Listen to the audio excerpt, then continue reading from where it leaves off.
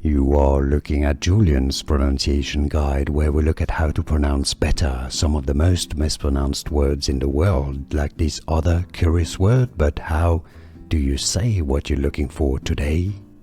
Let's learn how to pronounce this name correctly from the history of Austria, German statesman. If you want to learn more confusing names from history, stay tuned. German pronunciation: Kelems von Metternich. Kelems von Metternich. In English, you can say it as Kelems, not Clemens, Kelems von Metternich.